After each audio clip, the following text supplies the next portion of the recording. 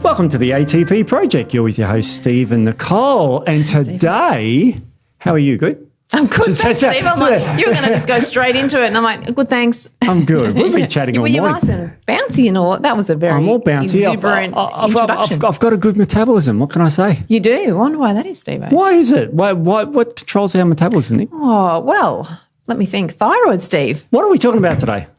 We're going to talk about thyroid. Oh, how ironic. That's funny. Ironic. That was a good joke because iron is involved in the thyroid and iodine is involved. See, when you said ironic, that was very clever. Yeah. We're not going to talk about the treatments. There's going to be two-parter for this one. It's going to be a two-parter, yeah. So you're going to have to hang out for the second part to get all the treatments and the solutions, because the first part's just going to be all about what the thyroid is, what it does, what can go wrong. Yeah, and a lot can go wrong. A lot. And it affects lots of the body too. Yeah, it does. Okay, so the thyroid, we'll just get really thing. It's situated in your neck. Yeah. It's a nice butterfly shape, as you put there in the notes. I love that. Yes, butterfly shape. Yeah, it does look funny like that, doesn't it? Yeah, it sits in the front of your neck there. Okay, so it secretes thyroid hormones, T3 and T4. T3 is the active one, and it's stimulated by a hormone called thyroid stimulating hormone. Wow. Who names these things? I don't know. A lot of thought went into that. I mean, they probably discover it and they go, what's this thing do? Oh, it stimulates the thyroid. What do we call it? Thyroid stimulating hormone. Good one for an exam, isn't it? You know, when you're doing your anatomy. Yeah. So very interesting. Now this thyroid, as you say, it's responsible for metabolism. But what other organs does it affect before we dive right into it? What does it affect? Well, cardiovascular system, heart. Yeah, so heart rate, cardiac output, stroke volume, resting heart rate. So really important for cardiovascular health. I know, it's incredible. I've got a paper on the facts of what it does in the heart, and absolutely goes on forever. Yeah. But a high heart rate, blood pressure, it controls everything. So there's a beautiful paper here that is titled, you're going to love this one, it's just simply called Hypothyroidism, the paper. Easy. Nature Reviews, 2022, if you're wondering. And it goes through all the areas. So if you've got low thyroid, and this is what we're mainly talking about today, hypothyroid. Yeah, it's the most common. We will talk a little bit about hyper, but and also autoimmune thyroid conditions, but hypo is probably the most common. If you get hyperthyroidism, it can be quite grave, can't it? Steve's it's all about the jokes today. Matt, did you get the joke? No. Graves' disease is from, yes. That's hypothyroidism. There you go. Do you like that? It was great. And I have to show you the symptoms. I'll look in the camera. That's how they look. Their eyes are bulge eyes. Yeah. And it's like they're mad at you. Yes. And they're looking at you like this. Going, yeah. So if you can see all the one of the sort of not diagnostic tools that I guess diagnostic tools they use is if you can see all the whites of the eyes, so that when your eyes are sort of popped out a little bit. Not everyone, but anyway, we digress. Yeah, that's hyperthyroid. But we're mainly talking about hypo. Yeah. Now, hypothyroid, you mentioned the heart. It can cause bradycardia, which is a low heart rate. Yeah. So, that can cause all sorts of problems in the body. Yep. Bradycardia can be, you can get dizzy when you stand up, like orthostatic hypotension, just lack of sufficiency of your heart pumping because it's too slow. Yeah. It can screw with your kidneys then. Yes. Because your heart pumps blood around your body, but also pumps it through your liver and kidneys. Yeah. And so if it's not pumping hard enough, your kidneys, starve. Yeah, we'll talk about that. Very common to see, but one way you can pick it up on bloods is to look at your kidney function. So kidney function almost go down. And also it can cause high blood pressure. Yes. Diastolic hypertension. Yeah. So this is interesting. So a lot of people, have got high blood pressure. They call it a silent killer. It affects 25 to 30% of the adult population in Australia. So a lot of us are.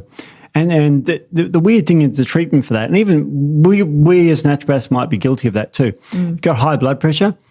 Oh, well, we'll give you magnesium because that reduces blood pressure. And that's not a bad treatment. No. But you go to a doctor and you go on propranolol and you go on the beta blockers or calcium channel blockers or ACE inhibitors and all this without the thyroid being checked. Yes. And if you've got low thyroid, you could have high blood pressure cause of that. Yeah. Yeah. Amazing, isn't it? It's really funny. We can talk a bit more about that, but how it's missed, really commonly missed. And because there are so many symptoms that people don't necessarily associate with thyroid dysfunction, that they do miss it a lot. Incredible. So, yeah. Now we mentioned basal metabolic rate before, so that's how much energy you use at rest. Yeah. So I mean that's really important Because if you're low thyroid, then you're going to really struggle with weight, aren't you? Yeah, you're going to struggle with weight. That being cold, so that comes into play with circulation, with cardiovascular, but also your metabolic rate. So if that's dropping down, obviously we have a good metabolic rate. That's what keeps us warm, thermogenesis. So that's dropped down, so we can be quite cold as well. So that's a really common, obviously a lot of people are familiar with being cold with low thyroid function. Yeah, they're sensitive to the cold. Yeah. I'm a little bit sensitive. It's not my thyroid, but I don't like the cold. But there's a difference where people are very sensitive and they get Raynaud's and all sorts of peripheral cold things. In this paper that we've got, the hypothyroidism paper, it's got a picture on them, I'm looking at it here, a picture of the human body. It's got the areas that are affected. It's the whole body. Yeah. So you mentioned weight gain. Also, we move down to the GI tract and you get constipation. Yeah, significant. You can get significant gut disorders with low thyroid function, and that's another one where we look at, people treat the gut, but are they looking at the thyroid as part of maybe the driver of the gut condition? Yeah. I mean, it could be that. And another thing, as an ex-muso, I'm still a muso, reduced hearing. Yeah, see, look, I didn't actually know this one. I didn't know that the hearing, you could be affected by thyroid. So there you go. So you get people and they're getting a bit deaf as they get older. And for me, yes, for years I played in a band, 4 nights a week, loud. And my amp only went up to 10 now. It didn't go up to 11. No, that's an inside joke, isn't it, Steve? Yeah, it's very inside. But it only went up to, but we were very loud. Yeah. I used to stand right near the drummer. Yeah. And the drummers are loud as, they're just loud people. They're just. I was a drummer once, yeah. Were you? Yep. I was. I can tell a good drummer. I'm going to tell you. I played in a gig and everything. I didn't know that. Yeah, I did because I wanted to get out of maths at school, so I did drums. I learnt the drums and I could get out of maths. Oh right, okay. And then I ended up I did a gig, one gig in a band because they pulled out, so they asked me if I'd do it. I can't say I was great, but I know I can play them. I'm not great at music. I did it professionally. But I've got to tell you all the drummer jokes later when we're off air. You'll have to. I can't think of any clean ones off the top of my head. Yeah. The only Piano, one is French horn, tenor recorder. Wow. Played them all. Recorder? Yep, tenor recorder, Steve. That's the upper range? That's the big one. The big one, the big long one. The tenor recorder. It's like this long. It's about really? 3 times the size of a normal recorder. Do you not know, Steve? You're a muso. I don't talk about the size of anyone's flutes and things like that. That size doesn't matter as far as I'm concerned. Right. No. But yeah, I didn't know that. Yeah, French horn. Sorry, people. We the digress. French horn's cool. Yeah, that was another one to get out of science, I think, or something. I don't know. That's how I did diving. I got out of school. But we'll just talk amongst ourselves. It's funny. I played bass and then I learned guitar. So sort of, I did a bit reverse, and bass and guitar, same thing, strings, 4 or 6. All right. So other things with that. So anyway, let's go back to the podcast. Let's go back to the podcast. Another one, and we'll get to the big one, the neurological stuff. But appearance, you can have a puffy face. Yes. Yep. So fat really cheeks is associated with low thyroid. Yeah, so quite puffy fluid retention. It's very common. Yeah. So people look at that and they go, oh, you got, Cushing's disease or something. Yeah. It could just be that. Like poor old Newton. Remember Newton? He had the big moon face. Yeah. That's what he called himself, people. That was not, me being derogatory at all. Wasn't me being derogatory. No. But no, he was a great guy, and Bert Newton. But also things like muscle cramps. Yeah. Yep. It's like, and fatigues and muscles in the legs. I mean, muscle cramps, everyone thinks minerals, magnesium, calcium, and that, but low thyroid. Yep. So crazy. Yeah. Brittle nails, that people think, you're collagen, nutrients. You could have just low thyroid. Yeah, brittle nails, hair snapping off, things like that. Obviously hair loss, which we most people know. Losing the outer third of your eyelid. Yeah, that's another one. Brow. Yeah, goes on forever, this thing. Yeah. Heavy and irregular periods. Yep. So everyone thinks that's hormones. Yeah. It's your progesterone, estrogen. No, it could be your thyroid. Yeah. Could be. Could be. Loss of libido. Yep. Everyone thinks that's old or aging or something. Mm-hmm. Low fertility too. So that's incredible too. And the big one for me that I'm really interested in is the neurological effects. So cognitive dysfunction, slow speech, but also depression. Really common mood disorders, mental health issues with thyroid dysfunction. Really common. Really common. Yeah. Really, really interesting stuff. So if someone's depressed for a reason that's not like, you can be depressed because you've for no known reason. Yeah. Yeah. And you're just low, depressed, sluggish, cold, constipated. You know, this is the thyroid picture, putting on weight easy, just not happy with life. Absolutely incredible. And depression is huge. They first discovered depression, this in 1825, the link between thyroid and depression. Wow, that long ago, hey? 1825. Wow. Amazing. And there was a great scientist called Seagull. Seagull? Yeah, that was his name. And he termed the thyroid and mental health depression. I think that was 1888, Seagull. There you go. Yeah, Dr. Seagull. Doesn't sound like a... I don't know if anyone goes see someone called Dr. Seagull, but you never know. He was probably a great doctor. Oh, there's a great series on TV that we watch called Dr. Death, my wife and I. Nice. Yeah, so great. That's about a dodgy doctor. But isn't that interesting that all these things could be low thyroid? So if you know anyone who's got some, all, or if it sounds like you, get this stuff checked. Also... some of your notes here, resting respiratory rate can be kind of slow too. That's really interesting. Yeah. So people who have trouble getting a breath, simple say I just can't get a breath in. So that can be thyroid as well. If you just, feel like you can't take a full breath, or you get breathless quite easily, that definitely can be a sign of thyroid issues. Because it helps with oxygen delivery and things like that as well. So bone health as well. Bone health is incredibly important. T3 stimulates bone remodeling. That's amazing, isn't it? Yeah. And you just could be low in all this sort of stuff and you don't know. And I mean, low thyroid, there's many causes. There's even genetic causes. So you could just have low thyroid as being born with that. Yeah. And there's many medications. We'll get onto those later. But it's incredible. This can be so low. And another one you mentioned here is just that basically T3, which is the active thyroid, stimulates increased wakefulness. So if you just had a lot of sleep and you're just tired all the time, and people complain about that in the office, someone's always tired here. Always. And there's like, oh, I'm tired. Why? Oh, I didn't sleep or whatever. But the worrying thing is someone says, oh, you're tired. Why are you tired? And they go, I don't know. I'm just tired. Yeah. Or I sleep 8 to 10 hours a night or more and I'm still tired. Just can't get that sort of energy going. So, thyroid can impact mitochondrial function as well. We all know mitochondrial function is responsible for energy production. Yep. So, and as you said, reproductive health, really important in reproductive health. Yeah. Funnily enough, fertility. So a lot of miscarriages and things can be from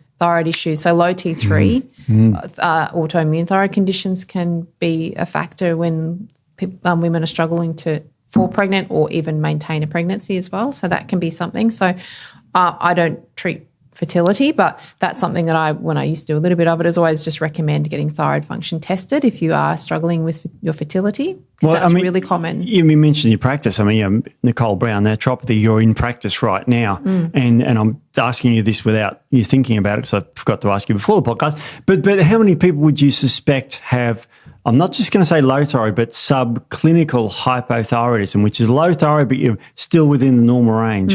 I would say 70% of the clients I see, probably. In the population, it's about 40. Well, there you go. And that's in the general population. Yeah, it's like getting a D for your exam in maths, because you love maths. I love maths. You're sort of like, yes, I passed, and it's like, but I'm pretty crap at maths, that sort of thing. And that's what subclinical hypothyroidism. Yeah. And they measure a chemical. The most common test is the TSH, or thyroid stimulating hormone test. Yeah. And it should be 0.5 to about 4. And the higher TSH is, this is the weird thing for people to understand, the higher the TSH, the lower your thyroid. Yeah, so the higher, that means the slower it is. Yeah. So, but like you said, 0.5 to 4 is the general lab ranges, but when we're looking naturopathically, we're looking at much narrower ranges. Yep. It's more like sort of, 0.5 to 1.5, maybe 2. But, I mean, and there is no magic number. Everyone is going to set a little bit differently. And, look, the TSH will go up and down because, as we will talk about, the thyroid is just sort of your regulator. So it's going to have times where it's up and down. But, generally sort of 0.5 to 1.5, 2. Anything over 2, you're starting to think possibly subclinical hypothyroidism, which is exactly what you say. It's not diagnosable, but there is definitely some dysfunction. And, we talk about that. And so you might go to the doctor and the doctor will just look at you and you get a thyroid test. No, your thyroid's fine. It's within the healthy range. Yeah. And it's like, okay. Yeah. But you could be 3.9. Yeah. And that's just in range. It's like getting a D- for your maths. You're not good at maths. Yeah, it needs attention. Exactly, yeah. You know. And the other thing is generally they only measure your TSH. Yes. And so that's pretty much all. And that's not actually a thyroid hormone. That's basically for the pituitary telling your thyroid to produce these hormones. Yeah. So you want to also look at T4, free T3, ideally reverse T3, and then thyroid antibodies. Super What's this important. reverse T3 business? So reverse T3. So as we talk about when we talk about stress. So as you said, T4. So most of the thyroid hormone that is produced is T4. 90%, yeah. And that's pretty much primarily inactive. So we need T4 to then convert to the active form of thyroid hormone, which is T3, which is what we want. So we want to have good amounts of T4 so it can convert. We want it to convert, and we can talk about reasons why it may not be converting to T3. And then it can also bypass T3 and convert to reverse T3, which again is very inactive. Very inactive. So you're still going to have symptoms of low thyroid. So you could have normal TSH. You could have good levels of T4. And so that's a lot of times all the doctors will look at and they go, well, you're fine. Your T4's fine. Your TSH is both in range, no problem. But if they're not looking at your T3, which could be super low, or your reverse T3, which could be quite high, there's a lot of problems there. But that's missed very commonly. It's amazing. I mean, reverse T3 fits into the T3 receptors and blocks them, so your active T3 can't activate it. Yeah.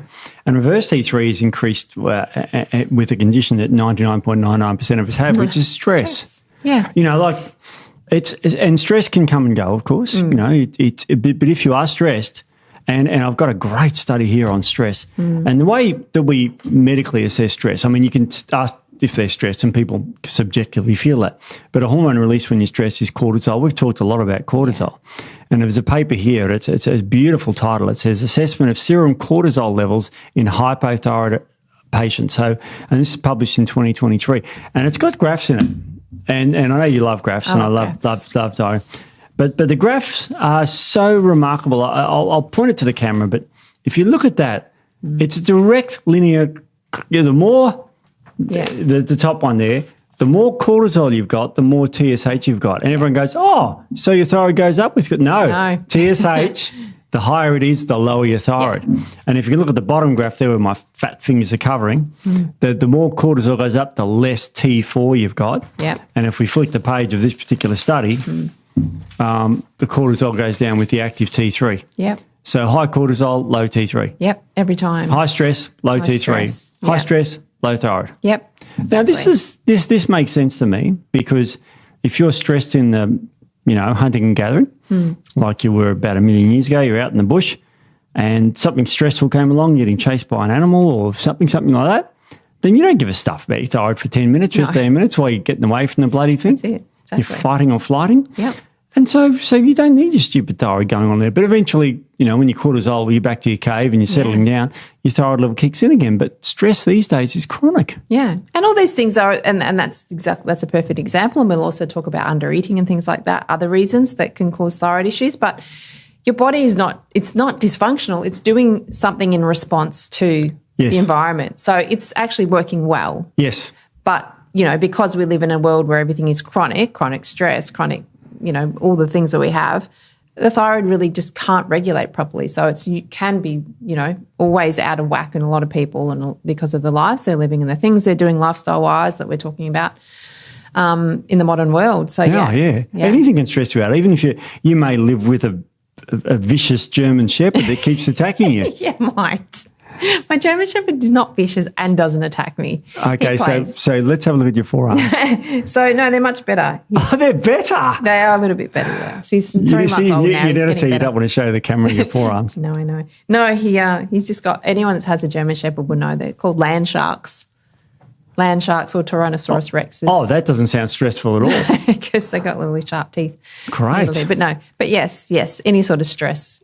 Chronic, we're talking, acute stress, what we've talked about plenty of times in the past, can be quite beneficial for the body. Yeah. Doesn't cause too much dysfunction, but chronic stress is where you have a lot of imbalances, and it really does impact the thyroid significantly. It does. So that's incredible. And I mean, because everyone is exposed to some sort of stress in their life, it's absolutely remarkable, the correl. Now, for the nerds out there, and this is for the 0.1% of people, the correlations for this are like 0.9 for all of them. So they're very strong correlations. Yeah. As cortisol goes up, your thyroid goes down. Yeah. So any sort of stress, and stresses are different to people. We talk about, what might stress me out won't stress you out and vice versa. Yeah. And so there's no such thing as stress. No. Because some people like doing things that everyone else hates doing. Yeah. They just have different tastes or different things that stress them out. Yeah, and people have different resiliences to stress as well. But I think what we have to say, and what we're going to talk about now, is some of the factors that can impact our thyroid function. Yeah, let's do that. So hit me with one. What we have to say, what I'd like to say first is it's never the thyroid, unless there's a few exceptions, thyroid cancer, things like that, hot nodules, that can be a factor. That can be the thyroid itself that's causing a problem. But generally, it's not the thyroid that is the problem. It's something that's triggering the thyroid's reaction. So, yes. When somebody says, well, I'll just give you the nutrients for the thyroid and that'll fix it. No. Or someone comes to say, for instance, someone comes to me and said, well, I have a thyroid issue. I'm like, well, do you have a thyroid issue? Yes, you have a thyroid issue, but why? Because what's driving it? Yeah. So it's never just the thyroid deciding, you know what, I think I'm just going to decide to not do anything for a while. There's always something that's triggering it. So it's like the canary in the coal mine for people who are old enough to understand that analogy. I'm old enough, obviously. Yeah. So but they used to send a canary, sorry for all the animal lovers, they used to send a canary down the coal mines because if there was too much gas, the canary would die and the people would know not to go down there. It's pretty bad. I think it's quite clever. What do you mean? It's like, you can eat the bird afterwards. Anyway, maybe one. But the thyroid is the same sort of thing. So the thyroid is going to react to the environment. So, whether it be stress, infections, or the things that we're going to talk about, it's just reacting and it's very, very sensitive. So, that's what we have to remember when looking at thyroid health. It's never just the thyroid that's the problem. It's reacting. So we don't just treat the thyroid, we treat the driver. The cause. Yeah. Which varies a bit from medicine. Yes. And it's not pick on medicine day. There's certainly roles for this. But you got to remember, when you go to your doctor and you're diagnosed with low thyroid, the classic prescription for that is thyroxine, which is Oroxin is the brand, which is synthetic T4 that you orally take to boost your thyroid. And it works well. But why is your thyroid low? Exactly. And that's what needs to be investigated. Now, there's a few things that the regulators say, what about viruses? Which viruses affect the thyroid adversely? There's quite a lot of viruses that affect the thyroid, and there's some that affect it quite significantly. Yep. So Epstein-Barr virus it's a really common virus that a lot of people have. I think up to 80% of people, I don't know the exact stats on that. Oh, yeah. They used to call it the kissing disease because, it's transmitted by kissing and most teenagers get it. So because they start kissing boys and girls. I think I got Epstein-Barr when I was about 18 Passing or 19. Some guy, I guess. Maybe, I don't know. Can't remember back that far. But yeah, I got it. I was quite sick with it actually for a while. My sister was sick with it too. Oh, there you go. I've had it. I've had antibody test to it, but I don't remember having a virus that knocked me out. But yeah, it's pretty bad. It's pretty bad, and it's very common to see people that have a lot of thyroid issues do have Epstein-Barr or have had Epstein-Barr virus. Some still have it. It's an envelope virus, so it can be very difficult to get rid of. Yeah. It's also called infectious mononucleosis. That's the other name for it. Yes, that's right.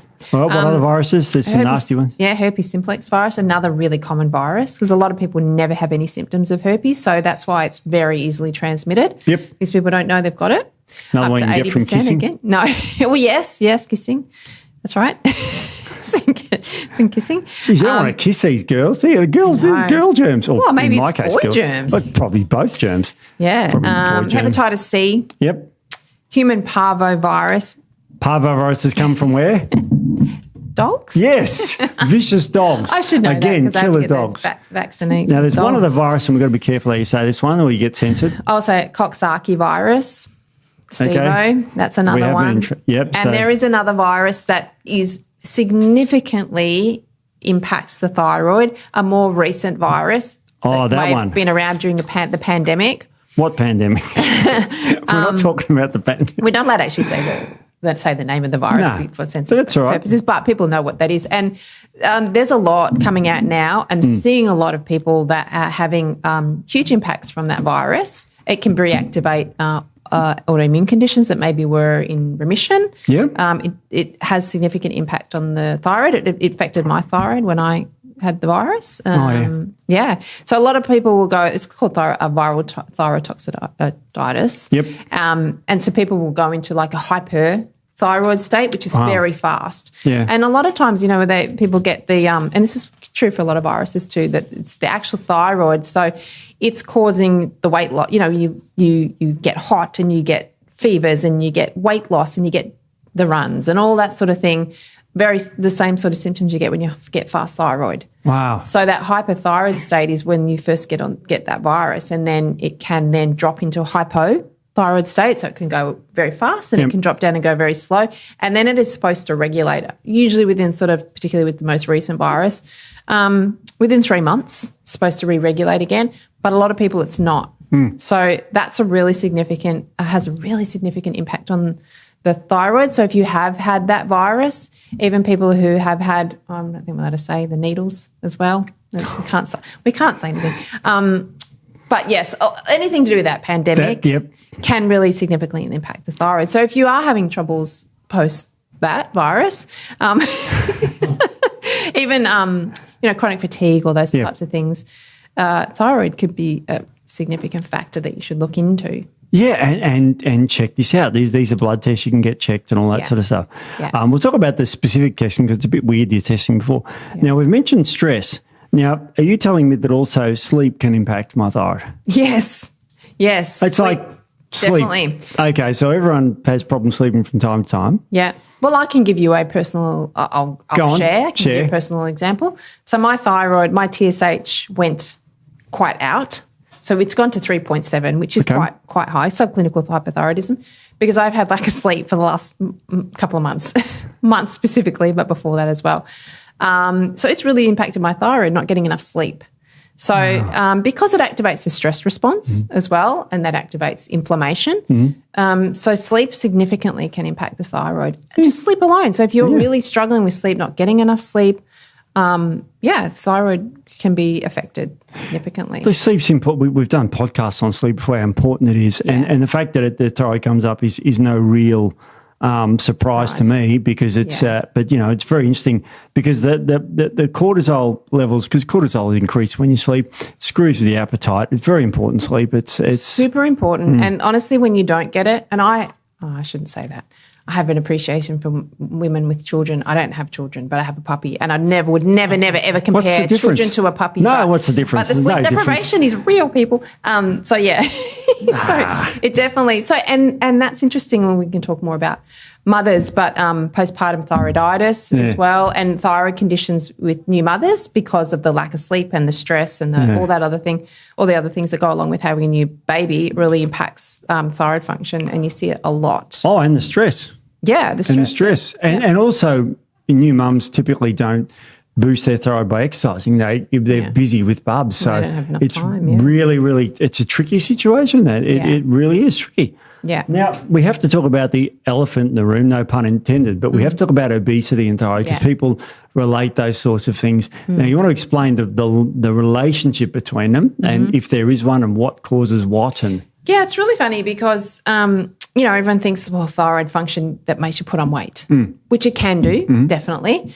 But a lot of it is that the weight creates the thyroid problem, not the other way around. I know. Yeah. I got a paper on that just to support your argument. Yes. But I'll look for it and then you can tell me. I'm talking, yes. So, and a lot of it, I think a lot of it was that, people would put on weight, or they'd feel not well and they'd start to put on weight, or other factors would be going on. And then they'd go and get blood tests down the track and they'd go, oh, well, your thyroid's out of whack. Yeah. So it must be the thyroid that's creating the. And, when I was younger, it used to be I actually knew someone who was quite overweight, had a weight problem, and they said, I just have a thyroid issue. It's a thyroid issue. So if that was primarily what happened, then everybody who had a thyroid issue would be overweight. And so the obesity can create the issue. So they say that obesity, and we will talk about goitrogens, so fat is a goitrogen, which basically means it impacts thyroid function. And it does via leptin. And there's paper here and I'm not making this up, it's called Obesity Facts, the paper. And it's talking about the role between decreased leptin or leptin alterations with thyroid stimulating hormone. And they tested this and they found that leptin has an adverse effect. Now, leptin is a hormone that's released from fat cells. So the more fat cells you got, the more leptin. Yeah. Leptin's a hormone that's supposed to go to your brain and tell you to stop eating. Yeah. But people get leptin resistance. So leptin doesn't tell them to stop eating, and they're morbidly obese and continue to stay overweight. Yeah. So leptin does dramatically affect the thyroid. Yeah. So that's a nice paper on that one. I'll put down there because I've talked about that. And but obesity creates low-grade inflammation as well. Yes. And inflammation will impact thyroid function.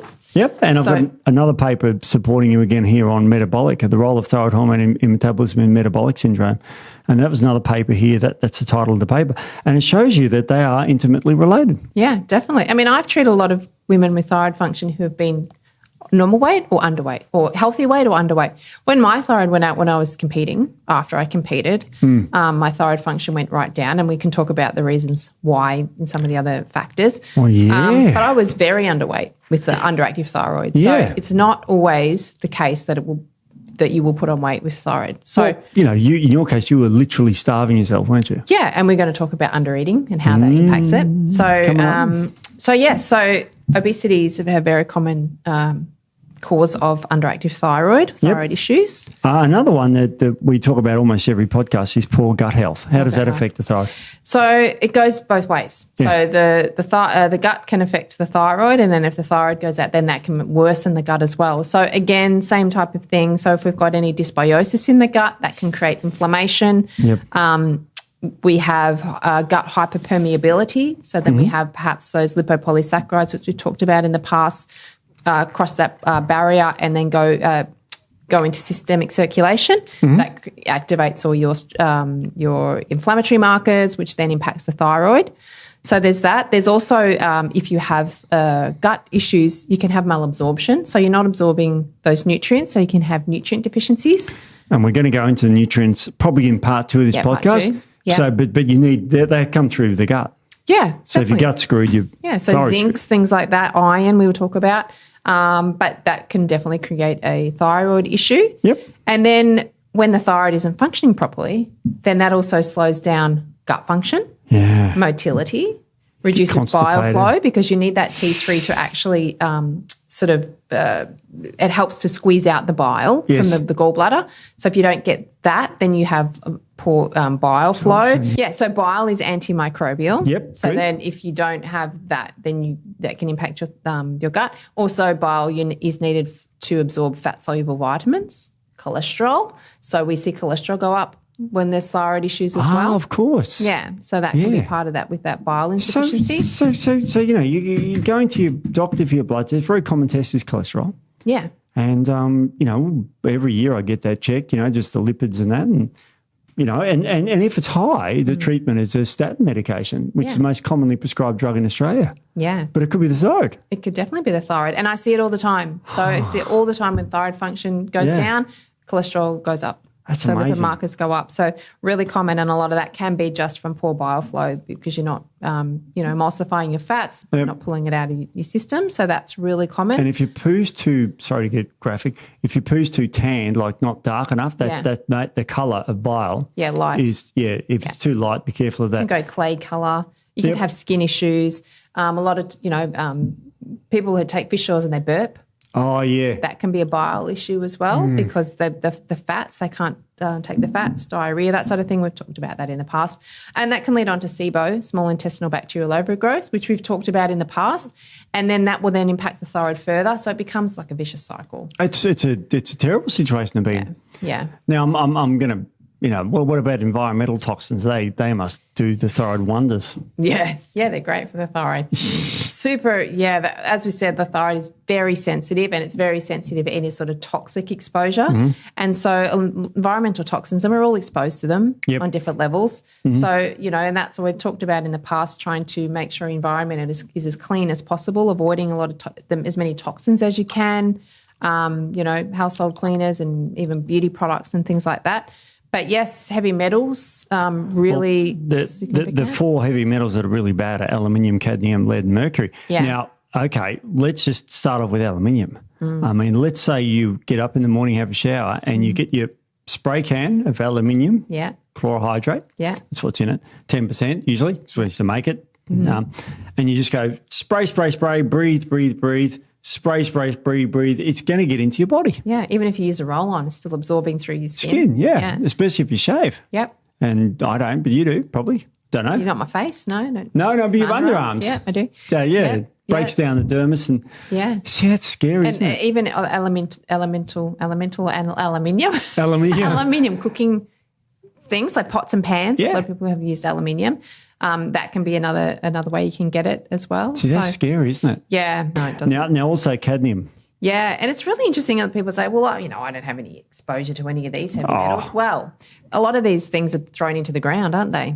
The old mobile phones had cadmium batteries. Well, NiCads are still commonly used in AA batteries. There you go. So a lot of it used to get thrown into landfill, which leaches into our soils, which then leaches into the crops that we eat. Yep. So a lot of people are getting exposure to heavy metals that may not have any idea that they're getting exposed and to. smokers. I mean, there's still some of them out there. Yeah. 10% of the population smoke or something. I don't know. Why would you do that? But yeah, we don't do podcasts now because it's terrible stuff. Yeah, and people who smoke know it's bad. So, but one of the reasons it's bad is because of cadmium. Yeah. And lead. I mean, that's everywhere, isn't it? Yeah. So, paint, but I don't think they have as much lead paint as they used to have. But in older houses, there'd still be lead paint. Jewelry, children's toys, mining industry, that sort of thing. And then here's another one, mercury, Steve. Mercury. Now, this one is a much easier one to be exposed to if you love seafood. Yeah, seafood. It's in seafood too. It's in a lot of seafood. So you want to be really careful about the seafood that you're having. So particularly long-lived fish, there's like the top 7 of the big fish. So the more longer living the fish, obviously the more mercury it's going to absorb. So you want to eat more seasonal fish. A salmon is seasonal. But things like tuna and shark, orange roughy, swordfish and billfish are the big ones. Now that's really bad because it binds up with the iodine, and takes the iodine out of your body, and that destroys it too. Another thing that displaces iodine. If you think of a periodic table, which I don't know if it's on camera, but think of a rectangle like that green thing behind us here. Now they're grouped. There's 8 groups up there, and then you got this middle bit, which is the transition metals. Group 7 is where iodine is. So anything that's in group 7 of the periodic table does displace iodine because they're the same charge, 1 negative. So things like chlorine, which is what, Steve? Drinking water. Yeah. So a lot of us are drinking chlorine every day. Yeah, exactly. Yeah. Now sodium chloride's right because it's a chloride ion, and it's well, but also in there is bromide. Yes. So bromide is found in things like spas and that sort of thing. I can screw with the thyroid if you've got one. Fluoride. Fluoridated water. Yep. So, people might be thinking, well, I don't, but we are exposed to a lot of these things every day. So we are exposed. I mean, absolutely incredible. Yeah. And then you're looking at household toxins as well. Oh, what's some of them? Oh, so we've got flame retardants. So I'm reading this here. So furniture. So this is not just cleaning chemicals. This is things that are in your home. So furniture, carpet, clothing, the screens of electronic devices. And some of these. They're called PDEs. Well, that's polybrominated diphenyl ethers. Yeah. And what they do is they stop flames from burning. You know the old videos of kids with their pajamas on going near the fire and they'd burst into flames? Yes. They don't anymore because of this stuff. Flame retardant. Yeah, so a lot of children's clothes have these flame retardants in them. So it's really... Because it is bad for the thyroid, but it's bad to burst into flames as well. Burst into flames as well. I know. Matt's loving that. Oh, it's funny. Yeah. So those videos were terrible. So a lot of these, they bind to T4. Yeah. As well, so it stops the T4 being transported through the and disturbs estrogen function and all that sort of thing as well. And then we all know the BPAs by phenyl A and phthalates. By phenyl A, Yep. So water bottles, plastic containers, that type of thing. That doesn't have it in there. No, that doesn't have it in it. Children's toys. Again, children's things really they bad. suck on them. And you got to remember in kids, this is worse because, if a kid's born iodine deficient, they get a terrible illness called cretinism, which is a severe retardation of the child. Yeah. And it's very, very dangerous. So if you're born in low iodine soils and low thyroid, you really, if you're pregnant, you have to be very careful about this. Yeah. Yeah. So this goes doubly if you're wanting to have kids. Yeah. So we talk always about, don't don't cook in plastic containers, don't heat up plastic containers, don't drink out of plastic water bottles. And this is why, because a lot of these inhibit T3 from binding to its receptor sites. So that's really going to impact thyroid function. So you really want to be careful. And then industrial chemicals and things like that as well, obviously. So they can be really, really detrimental as well. So, all these industrial sort of toxins and things really bad for our thyroid health. Look, it really is. And, we haven't even started on some of the things that most people think. But you talk about PCBs and all these sort of toxins are really bad. Pesticides, herbicides, fungicides. So that's why a lot of times, we do say eat organic where you can, and people roll their eyes and they say, well, and this is true. They say there's no difference between organic and conventional. Nutritionally wise, maybe not. No, it's still got toxin wise, massive difference. Massive difference. And, somebody that may be dealing with an autoimmune condition, autoimmune thyroid condition, for instance, going organic is really important because you want to limit the exposure to any type of environmental toxin or chemical that is going to impact your thyroid further. Absolutely. I mean, they're bad for many things. Yeah. But they're bad for your thyroid as well, which is really important. If you've seen what the thyroid affects pretty much every body tissue. You've got thyroid receptors throughout the entire body. Yeah, that's right. That's what people don't realise. It's throughout the entire body, which is why it impacts so many different systems. Yeah. Yeah. It's quite amazing. Yeah. Now we did touch on before about poor blood sugar control, but let's say you're a bad eater and you're snacking on sugary treats. What does that do? So any sort of blood sugar dysregulation, so whether some people that may have high blood sugar, some people may have low blood sugar, either way it's still going to cause an impact on your thyroid. So one, it activates the stress response, cortisol, causes inflammation, that type of thing. So that can be something that can definitely impact thyroid function, aside from someone that eats maybe high refined carbohydrates and sugars and things that in itself is going to cause issues. But, somebody that maybe undereats, perhaps, or, they might fast for a long time. And this is where women particularly, because we didn't say, but a lot more women have thyroid conditions than way men. more, yeah. Yeah, and there are reasons for that. But if you have a thyroid condition, fasting may not be the best thing for you. So exactly. And now under eating, I mean, the average, and we'll say woman in this case, but let's say they're slightly overweight. The first thing they do is cut calories. Yeah. Yep. First thing they do. And the most common thing I see, well, maybe not so much, but then the population that I used to see a lot of was athletes and things like that. Yeah. People who were very much into training and fitness. I would see 9 times out of 10 underactive thyroid or subclinical hypothyroidism, and they would come to me for that. They say, well, I've had my blood test done. They're not putting on weight, but they say, I can't put on muscle, or I'm losing my muscle, I'm tired, my hair's falling out, and all these things are happening. And we look at their thyroid function and they're underactive, and they say, well, it's my thyroid. Well, I've just got to fix my thyroid. Give me the supplements, give me the herbs that are fixing my thyroid. I'm like, you're under-eating. It's the under-eating that's causing that. So what your body would do, and this comes back to what we talked about at the beginning, when you get chased by a tiger or when you're getting your berries and your... That only happened when I was younger. I got chased by tigers. Right. I'm pretty old. That's right. But it's a survival mechanism. So if you're not eating enough, your body's going to slow down your metabolic function to maintain as much body fat as possible, because it doesn't know that you're not in a famine. It just knows there's no food coming in. So we have to slow things down. Otherwise, we're going to burn through our reserves of body fat, and that'll be it. Oh, absolutely. Yeah. It makes perfect sense too. Yeah. And it's a survival thing. There's nothing wrong with that at all. No. So it's not a dysfunction. No, it's not a dysfunction. It's an absolute function. So under-eating. Really common, and women under-eat a lot of times when they're trying to lose weight. And then, of course, thyroid function goes out, which then will impact their metabolic function even more. And so then they won't lose weight, or they may start to put on a bit of weight. So under-eating is really, really common and can be really detrimental to thyroid function. And women are prone to that because they have, men don't care about how they look, really. Generally speaking, we're pretty they shit don't. at And that. they do lose weight easier. Not all men. I will say that some women have some issues as well. But we have the hormones to contend with and all of that sort of thing as well. And we do carry more body fat than men. So it can be harder for women. Not saying it's not challenging for some men as well. But yeah, that's one. And then here's something that goes along. So I used to get this a lot too. So I get the women that are undereat, and then on top of that overtrain or over-exercise. So I've got to eat less and exercise more. Yeah. That classic scenario. So we've talked about that in the past as well, how terrible that is for your overall health. Overtraining. Yeah. So this doesn't apply to the person that exercises once a week. You got to remember, overtraining is you're doing a lot. Yeah, you're doing a lot. And I have to say, even if you are your body is dysregulated, systems is dysregulated, got a lot of inflammation, a lot of stress, then you may not be able to handle as much exercise as someone else. So you may be training 4 days a week.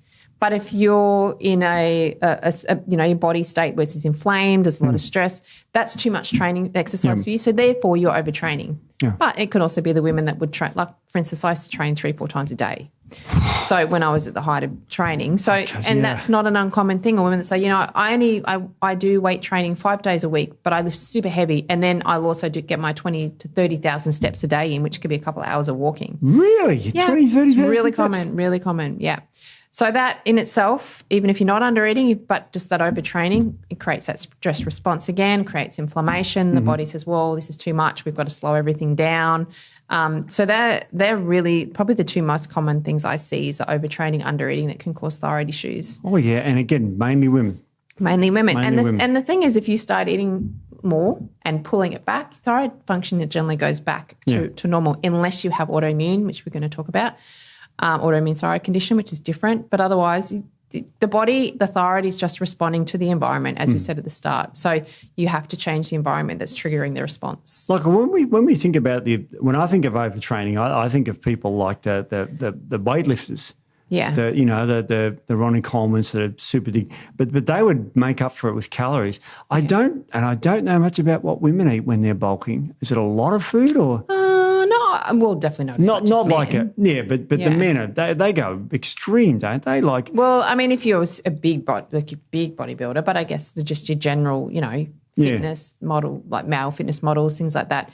The extreme bodybuilders, but they'll also be taking other things probably to enhance. Well, Rich Piano's famous for taking steroids and would have 12 meals a day. This sort of stuff. He gives the extreme of the extreme. Yeah, and he was a nut job. He had an 8-hour arm workout. That's ridiculous. Can you believe that? That is ridiculous. It's like, he said, what are you doing today? My 8-hour arm workout. Yeah. You got to Google that stuff. Yeah. He's massive. Yeah. So, I mean, they're also taking a lot of hormones, they're taking other things which are going to, that changes the whole physiology. So, it's someone that is just normally training, but you don't want to be doing too much. You want to have good recovery, rest recovery, all that sort of thing. So, that's really something that I see a lot of. And here's another thing that's really common, and this is where women are more prone to thyroid conditions, is sex hormones. Oh, sex hormones. Yeah. Talk about estrogen.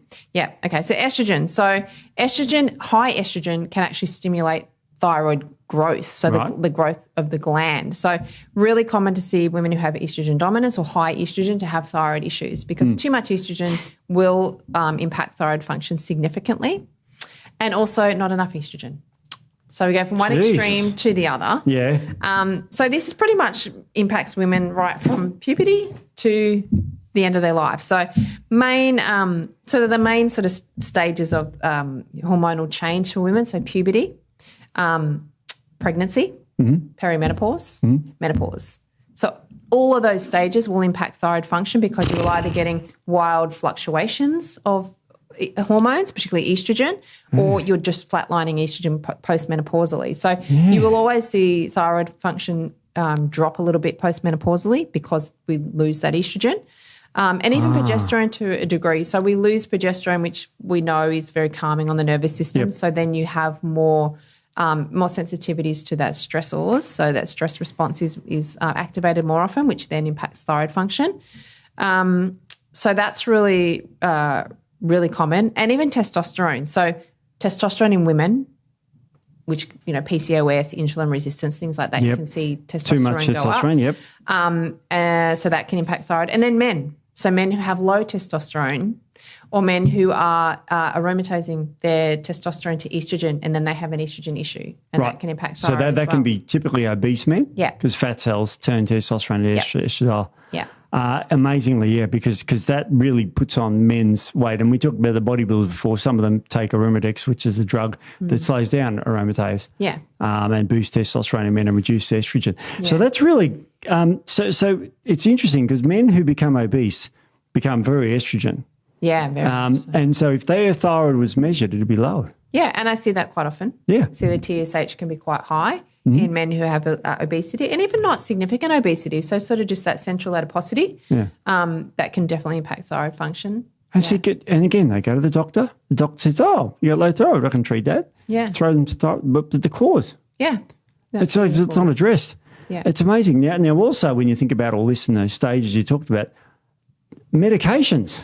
Yeah. Like common ones. What are some of the common? Just go through one at a time, because this is really interesting. Well, I'll talk about, because we just talked about sex hormones, so I'll talk about this most common medication there is pretty much is the contraceptive pill. Contraceptive pill, yep. So really, really common for women to have thyroid issues from the pill. Wow. So because you're getting a big flood of synthetic estrogen, which will definitely cause thyroid issues. And then along with the pill, you get a lot of those nutrient deficiencies. So zinc, magnesium, iron, B12, folate, all of those nutrients are really important for thyroid function. So the pill can really mess with your thyroid.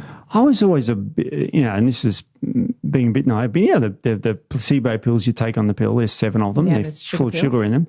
Why are they sticking with those nutrients? Oh, that's a good, Steve. My God, you could make $1 million doing that. But, most women either take them or chuck them out. Yeah. Because they're sugar pills, they're placebos in a way, but they just stimulate a bleed. Yeah, it's a chemical bleed. That's what women think through that. They'd say, well, I get my period. I still get my period. I'm like, it's not a period. It's a chemical period. It's not a real period. So, if you don't take the sugar pills, you don't get a period. So it's all and that's a lot of women do that too. Yeah, so that I thought that was really interesting, because a lot of women are on that. But some of the other medications can cause thyroid issues. So glucocorticoids. Right, so steroids. Steroids. So you could have asthma or something, you're on steroids. Yep. That stuffs it. Here's a really common one, antidepressants. Antidepressants. Now, which antidepressants? So SSRIs. Selective serotonin reuptake inhibitors. So that's like the Prozacs of the world, Yep. Antiepileptics. Antiepileptic medication, absolutely. Like lithium. Lithium, yep. Again, so impacts. Now, lithium is a mineral that is good for humans, but they give like 300 milligram doses. And you should only take about 1 milligram a day. Yeah. So these are pharmaceutical interventions, or you can actually take up 900 milligrams of lithium a day. Yeah. Cool. Severe bipolar depression, if they've got that, or bipolar disorder. Wow. What other drugs? So tricyclic antidepressants. Yep, another type of antidepressant. Metformin. Metformin is a diabetic drug. Yep. So these can all directly affect thyroid function. Yep. I skipped over. Dopamine agonists. Ah, yes. Somatostatin. Somatostatin, analogs, retinoids. So they will all inhibit TSH secretion. Right. So they'll inhibit it. And then the other ones are the lithium, tricyclic antidepressants, SSRIs, anti-epileptics, things like that will affect thyroid function. Yep. Good. And then interferon A and antiretroviral drugs. So antivirals. Yeah, antivirals. So you could be on antivirals for all sorts of things. Yeah. You could have a herpes type 2, or you could have AIDS. Yeah. That's or you could have another virus that we won't mention. Yeah. That has drugs for it. So lots of reasons to have low thyroid. Yeah, a lot. Amazing, isn't it? Yeah. This is quite scary, because they're very common drugs. Really common. I mean, as I said, antidepressants, obviously OCP, those sort of things. A lot of people are on those. So, and even things like PPI, which don't directly affect thyroid function, but they will then cause nutrient deficiencies, which can then affect thyroid function as well. So that's amazing. So anyone could have low thyroid for millions of different reasons. Yeah. But the $1 million question is, how do we test for it and how do we treat it? We're going to talk about that next week. Oh, sorry, people. We have to tune in next week for that one. All right. Yeah. So next week we're going to talk about the treatments and that. So if this sounds like you got to listen next week. Definitely. All right. We'll see you then. See you guys.